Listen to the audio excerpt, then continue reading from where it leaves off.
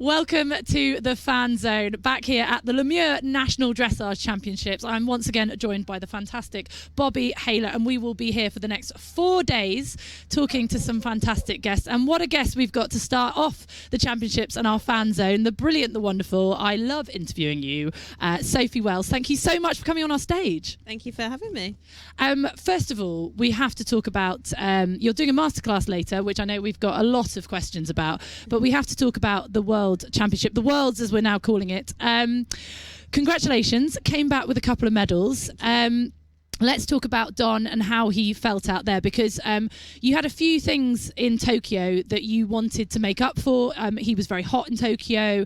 How did you feel it went, and were you pleased with him? And did you kind of put to bed some of maybe the performance that you had in Tokyo? Yeah, so in Tokyo he was really upset by the speakers.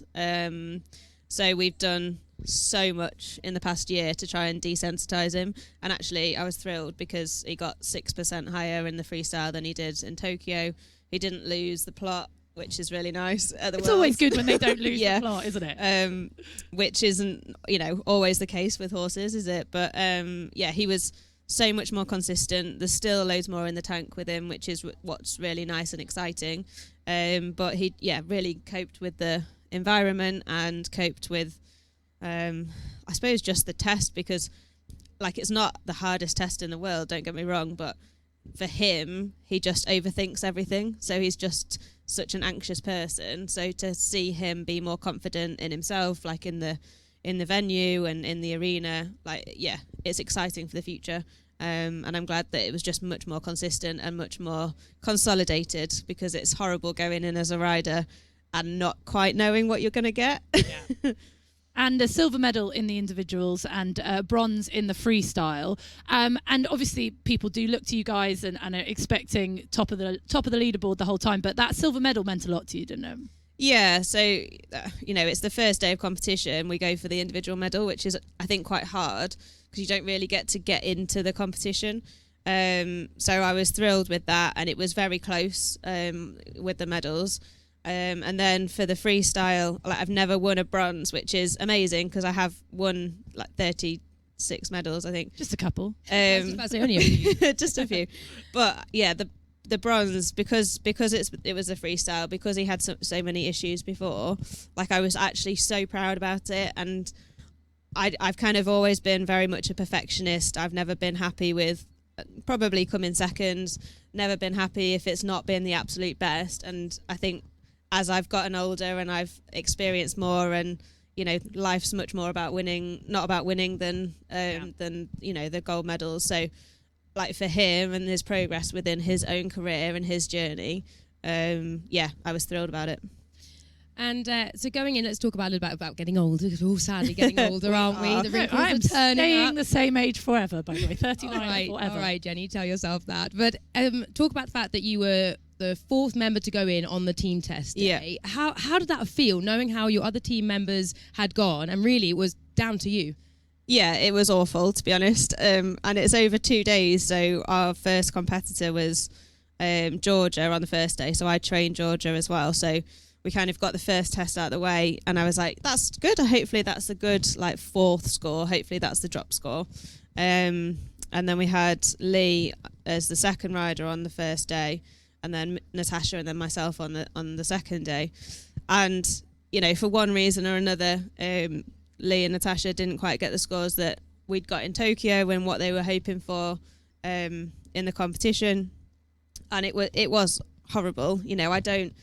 I've come much more away from kind of looking at the scores, looking at marks, looking at what the judges particularly want, so I don't kind of dwell too much on that anymore. I kind of go with what we know we're doing in the training and what we're feeling. So I didn't want to know the score that I had to get, but I was very aware in my head from knowing what Natasha and Lee got and what other nations were kind of roughly getting. I didn't sit and work it out, but I knew that I needed a good personal best, and that was going to be quite difficult to achieve in that sort of environment. So yeah, Donnie's very switched on, and because he's quite anxious, he feeds everything from you. So I've done quite a lot, even running up to Tokyo, like with my breathing, with Charlie Unwin. I've done a lot with my sports psychologist on kind of like that relaxation and body scanning and kind of, just getting myself in the right frame of mind, because I'm quite a competitive rider. So I would up my game going into the competition. But with Don, it's not quite the way that he needs me to ride him. So I had to kind of almost accept that if I ask for less, it almost gets more from him, which is a really hard way to go for team medals or individual medals. But it's been great for my riding and great for me as a person, to try and ride something slightly different.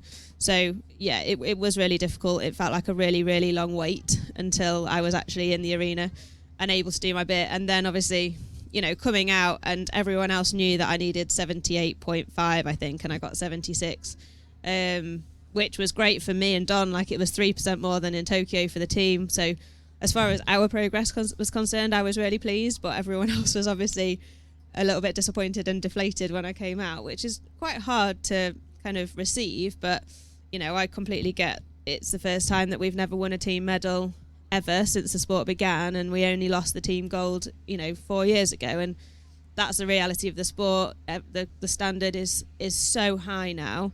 The gold and the silver, the Netherlands and the Danish, they're absolutely on fire, which is fantastic for the sport, and it's really increased the level and the standard.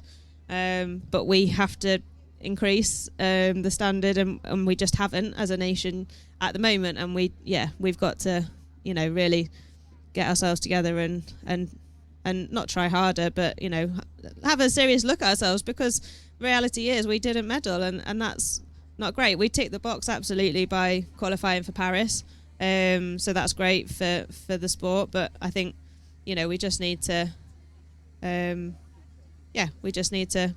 and move on, and look for the future and go and beat them again. And you've got to think very much there, Sophie, you can tell that you're a bit down about it, but at the end of the day, you made the world, okay? You didn't get your team medal, you made the world. So let's just take that for a minute, okay? You've all qualified for Paris. Yep. How do you think as a team now, obviously things can change, it's still a few years away, but as a team now, what do you think you're going to do to develop your team to be stronger and training, etc.? What is your plan now going towards Paris? I think it's hard to increase horsepower in that short space of time. But obviously we are looking for better horses all the time. We're looking to improve ourselves.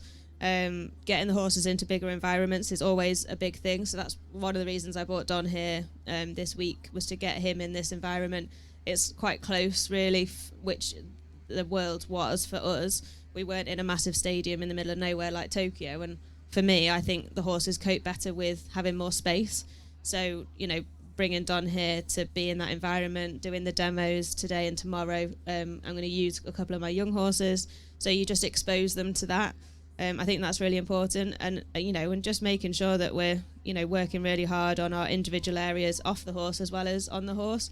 There's lots we can do on the horse, but also it's so important all of the other stuff. So I'm training for a half marathon at the minute, so I'm gonna Just on the side, we'll just run a half, But I think our rider fitness is so important, and now that we've had a bit of a down season, and the competition season starts to slope off, I can focus on really pushing myself in different areas. So, I think that'll be really, really good.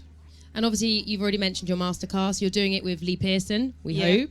It's meant to be sat next to you, but I have to say, these guests Lee are Pearson. much quieter and well-behaved. Absolutely, much more predictable. So tell everyone a little bit so for the people that are watching at home and the people that are watching here today, what is your masterclass going to be about? We will see. So me and Lee, we did a couple of masterclasses at Your Horse Live, which is always interesting for anyone that knows Lee. He is a bit of a law unto himself. He always brings a little bit of uncertainty to the party. And he's a showman, so I'm sure you'll see some. He's amazing on a horse. He's got great ability, especially for his disability. We will hopefully, show you what we're looking for in para dressage and for the para horses that we have. I'm sure there will be plenty of banter as we argue a little bit, like husband and wife. And he goes off doing all the things that he shouldn't be doing. But anyway, like I'm sure it'll be great fun and hopefully educational for everybody there. And I'm today I've got one of my young horses that's owned by the Lady Joseph Trust, Abiagard Samoa, and I'm really excited about her. So hopefully she'll be able to. I mean, who knows? She didn't like the environment last year in the novice, became last in the novice. I remember that last year. We had to interview you afterwards. You were very chirpy. Yeah. I mean, we'd come from Tokyo and that was my next test, was coming last at the nationals in the novice. So that's horses. So in your masterclass, now I'm very fortunate that I've had a lesson with you on one of your 7-year-olds a while ago for something we filmed. And she's a taskmaster. But what I found when I rode your horse was just how incredibly even they were and how balanced and how just so easy to ride. And then we did the National Dressage Convention, which is coming back again with Bobby and I in November. Very good. And Christoph Vest was just like, you are an incredible rider. You're so balanced. You're so even. Are you able, you trained Georgia Wilson, are you able to translate what you do so naturally in your masterclasses? Because a lot of riders find it very hard to actually teach people, and why can't you do that? It's so easy, but you find it so easily. Do you find that easy to translate?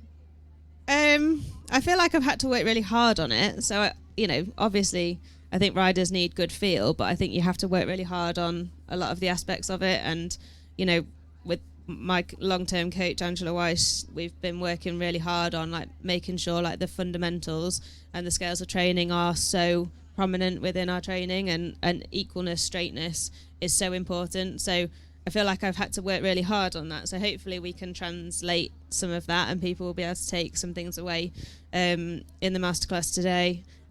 I mean, yeah, hopefully. And you've already been warming up your husband, Andrew, who I know is out there somewhere today.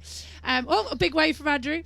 But you as a coach as well, Bobby, that nerves, and then to see Sophie on the world stage training Georgia Wilson. I mean, how hard is it, you guys? Because I never trained anyone to go down a centre line in my life. How hard is it, that moment where you see them down that test and seeing someone like Sophie teaching it at the Worlds?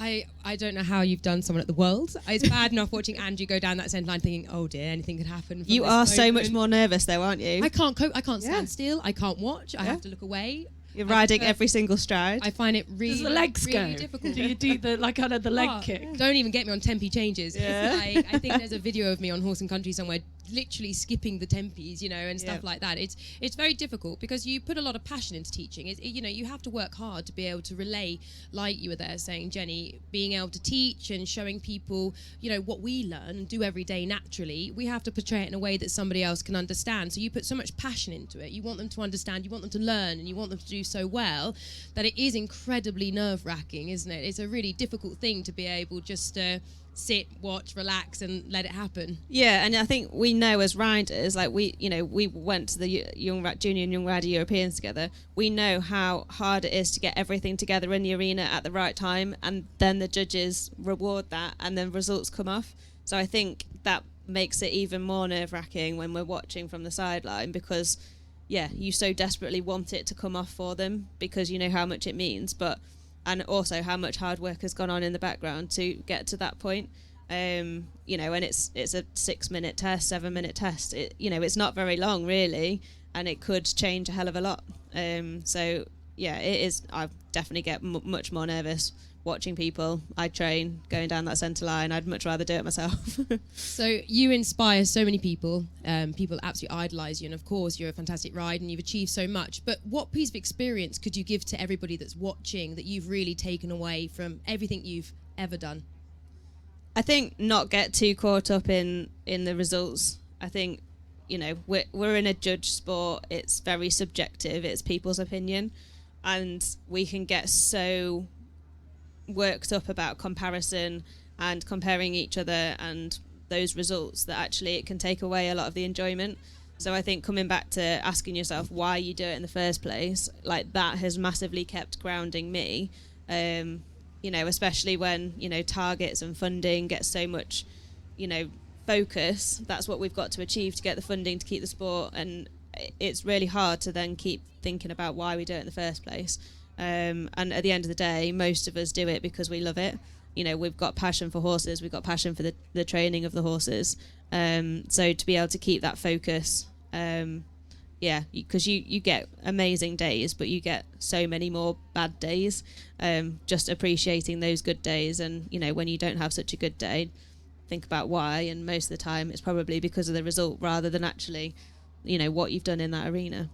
And I'm going to have to word it like this, sorry. It's 30 years since you guys haven't won a gold medal at a championships, which is a really long time, but I've known you for a very long time now. I have a feeling that this is going to make you guys want to come out fighting and actually maybe give you more drive and really focus you for Paris. Would I be right in saying that? Absolutely. And, the first time that we lost the team gold at the Worlds 4 years ago, we'd all said, you don't want to be on the team that loses that team gold for the first time. And the reality is, the world kept turning. The sun came up the next day. Dogs still needed walking. Exactly. Yeah. And although it is really disappointing, and obviously, I quite often take it to heart. We will come back. We will work hard. We've got an amazing support team around us. We've got amazing horses, and we will make sure that we're back, on top of the world at some point.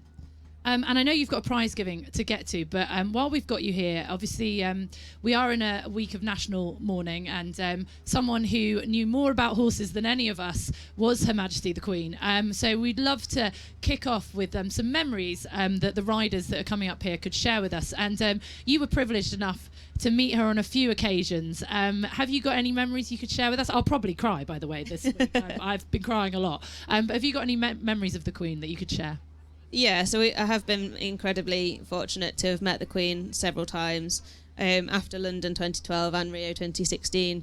And, the biggest thing that came across when meeting her was that there was no small talk. It was, genuine interest and passion for the horses. And that's what she wanted to know about. She wanted to know about the personality of the horses. She wanted to know about how the test felt and what we felt about the event. And I think, every time we put on that jacket with that Union flag on, we're representing the country and we are representing our greatest leader, and that was the Queen. And, it was so humbling to have met her on those several occasions. And obviously it's devastating news that's happened in the last week. And we're, going to miss her greatly. But yeah, I think, she was the greatest horsewoman, wasn't she? And that was her passion. And I think that's what connected, the equestrian community. So yeah, it was quite an amazing experience meeting her. And I think we'll feel that this week, won't we, Bobby? The memories that we're going to share with the riders, but also there is a feeling we're going to be holding minute silence. There is a feeling the equestrian community's really lost someone great. It really does. She was always there in the background. She was always there, and I don't know, it's just like she was always looking over us and keeping an eye, not of us individually, but as a whole sort of group, and it was so lovely. And what I loved so much was when we got to see her, at Windsor and stuff like that, and the utter joy that it gave her seeing the horses and things. And, it's very, very sad. But I think, we'll go through this week and be thinking of her very much, especially with the minute silence and things like that. But yeah. And I'm sure when we hear the national anthem, that's going to, give us goosebumps, as it does, most of the time anyway. But that significance of the words that will now change, it's going to be quite different. Well, we'll let you go. You've got a prize giving to go to and a masterclass to do. I would say good luck, because you're doing a masterclass in front of the crowd, but more that you're riding with Lee. He's not here to defend himself, so we can say what we like. It'd be easier to teach the dogs on a horse. Absolutely, yeah, absolutely. There's absolutely no way that I can teach Lee anything. So, and also I have to say as well, it's the first time that para riders have done a masterclass here at the Nationals. And too great a people, but that's absolutely fantastic for your sport. Absolutely, and we're very grateful to Jason, who asked us to do that this year. The opportunity to get the horses in these sorts of atmospheres, I think, is massive, and hopefully just show everybody, that at the end of the day, we're doing exactly the same as everybody else. We might just have, slightly different weaknesses with the disabilities that we have, and we just have to think outside the box sometimes. But at the end of the day, we're literally wanting to make the horses dance as much as anybody else, and the sport is exactly the same. So hopefully people can see that today and hopefully we can ride well. Well, I can guarantee it will be brilliant. Having had a lesson from you myself and had to use your reins, which was really difficult, it will be absolutely brilliant. So make sure you tune into that. But thank you so much, Sophie, and very well-behaved dogs. I mean, they're so impressive. But good luck for the rest of the Nationals. And thank you so much for talking to us. Thank you.